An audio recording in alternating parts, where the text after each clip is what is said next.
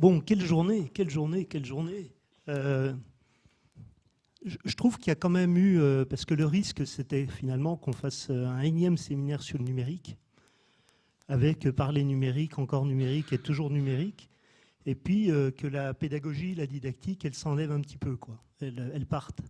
Et je trouve ça intéressant parce qu'il y a quand même eu des liens forts entre ce matin, cet après-midi. Cet après-midi, alors on voit bien quand même qu'il y a des réponses en économie-gestion, déjà, tant mieux, ça rassure, même si ce sont des focales, mais je crois que les expériences des collègues, elles ne sont pas uniques, ni... alors peut-être l'expérience de Lyon, cette immersion totale, ce modèle d'immersion totale, il n'est pas reproductible partout, on ne le trouve pas partout, mais je crois que dans chacune des expériences qu'on a vues, on peut se dire, bah oui, moi, je sais que j'ai un collègue qui est à côté dans le CI, il prend une part de ça, puis il fait déjà ça, quoi. Donc on est quand même dans des pratiques qui sont assez banalisées. La question qu'on se posait dans ce séminaire, c'est de savoir si elle correspondait aux besoins qui avaient été exprimés le matin, quoi. C'est quand même notre thématique. Par exemple, on a bien vu ce matin, et je crois que M.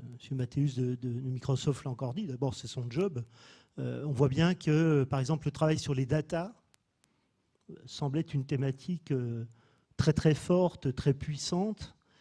Et pour l'instant, je ne sais pas si on en est là. Donc là, on voit bien qu'il y a peut-être des axes de progrès, à la fois même dans nos écritures de programmes et surtout peut-être de référentiels. Là, il y a des choses à faire. Et puis, bien sûr, dans les pratiques, parce que là, pour le coup, ça va. Je ne sais pas si ça sera aussi ludique que d'aller manipuler des sites et autres, mais en tout cas, il faudrait intégrer quand même cette problématique de data qui me semble être une évolution assez très importante. L'autre thématique qui était quand même assez forte aussi ce matin, c'est la thématique du cloud. Et la thématique du cloud, alors là, on la voit apparaître quand même, hein. Je crois qu'effectivement, en termes de ressources pédagogiques et même d'environnement numérique des établissements, est-ce qu'on reste encore à des établissements qui vont acheter du matériel, qui vont stocker de la mémoire chez eux, etc., etc. Ou bien est-ce qu'on rentre dans un monde de prestataires de services, d'hébergement, de plateformes, où effectivement, ce qui est le plus important, c'est la connexion Internet, plus qu'effectivement acheter des serveurs et des serveurs et encore des serveurs. Donc la technique du cloud, à la fois, on voit des modèles de ressources pédagogiques qui sont maintenant sur des plateformes en dehors. On a parlé de CPRO de Cerise. Bon, c'est une plateforme comme une autre, mais elle est aussi dans un cloud. Donc, il y a plein d'autres solutions comme ça. Je pense que ça re-questionne la configuration même de nos environnements informatiques dans nos établissements. Et là, je pense qu'il faut aller, je crois qu'on ira petit à petit vers un monde de services où, oui, il n'y aura plus de serveurs dans l'établissement. On ne va plus s'embêter d'ailleurs avec des administrateurs qui viennent vous mettre des sécurités partout, etc.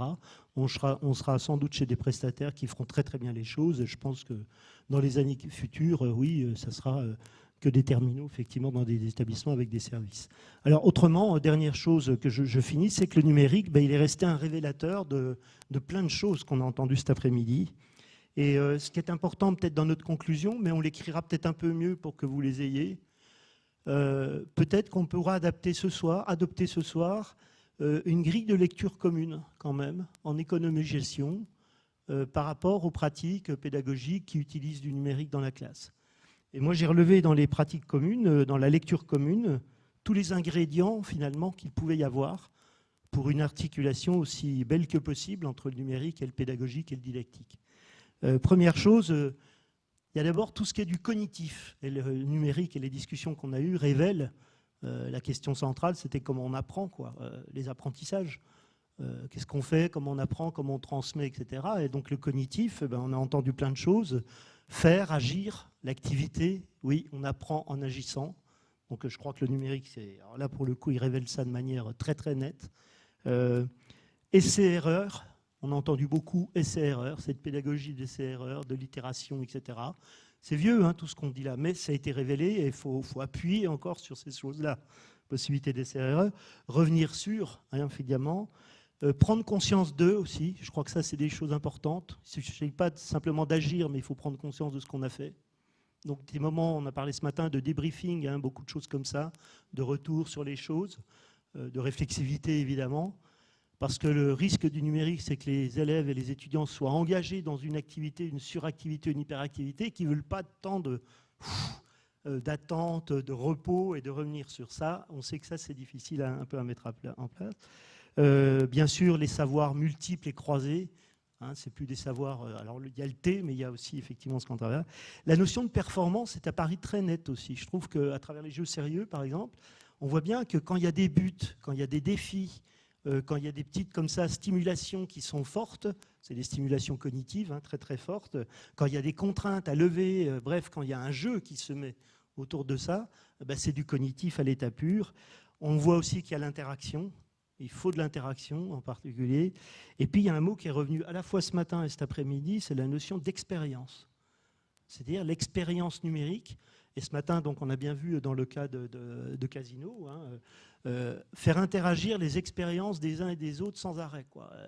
Et je crois que les étudiants, c'est la même chose entre leurs expériences personnelles, les expériences pédagogiques, et puis les expériences qui reviennent dans les expériences personnelles, cette espèce d'expérience. Je ne veux pas faire du Jimi Hendrix, mais enfin, c'est quelque chose de très très fondamental. Finalement, numérique, c'est des expériences, et c'est de l'expérience qui doit se partager. Et puis le deuxième volet, outre les aspects cognitifs, mais ça vous l'avez entendu, c'est vraiment de l'ingénierie pédagogique. C'est savoir... Dieu sait qu'on est loin maintenant de la fameuse construction de séquences pédagogiques qu'on apprenait avec notre fiche, avec nos prérequis, nos petites choses comme ça, notre structuration de métier qui était quand même construite là-dessus. Là, on passe quand même dans l'ingénierie pédagogique, fondée, on l'a entendu, beaucoup sur la notion de projet. Donc, construire des projets, proposer des projets, on voit bien que ça, c'est un élément important. Sur la simulation, on l'a entendu ce matin, mais aussi cet après-midi. La notion d'immersion était très forte là, dans les expériences pédagogiques qu'on a vues, et puis bien sûr en BTS SAM aussi, mais les autres aussi, il y avait quand même cette volonté d'immersion. Il y a aussi l'histoire des parcours qui a été importante, c'est-à-dire qu'engager des étudiants dans des histoires que l'on propose, c'est des scénarios, c'est des choses comme ça, mais qui aussi deviennent leur propre histoire.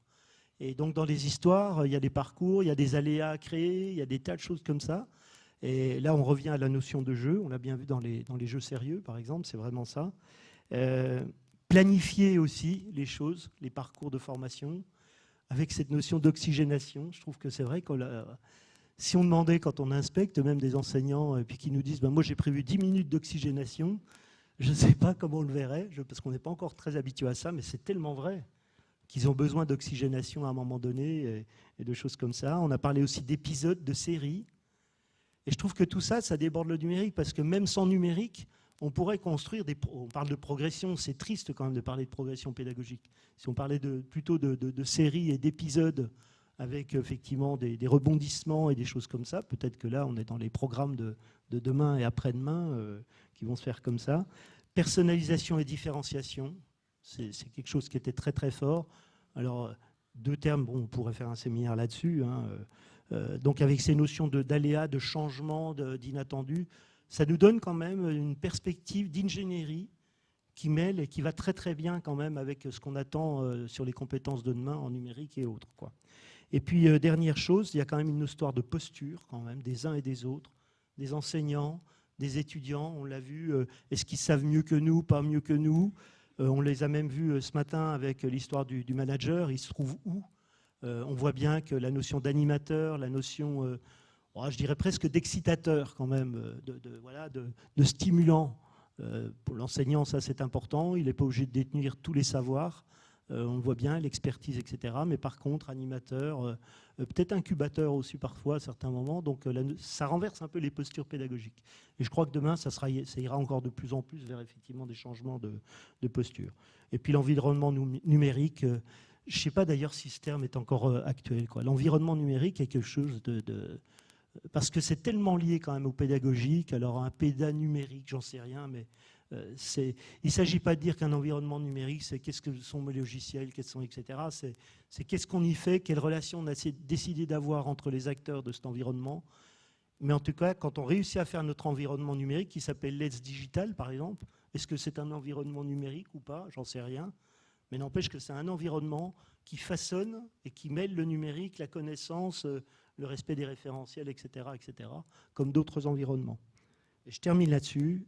Moi, j'ai vu beaucoup de collègues cet après-midi et puis ce matin avec du sourire. Et j'imagine que leur sourire, c'est parce qu'ils voient aussi leurs étudiants sourire, quoi. Il y a du sourire et de l'énergie derrière le numérique, et ça, c'est quand même quelque chose.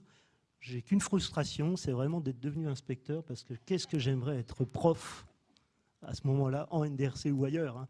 Mais vraiment, ça serait excitant de le faire. Voilà. Je ne vais rien rajouter parce que Didier a tout dit. Et vraiment, merci à tous les enseignants qui ont accepté de témoigner aujourd'hui.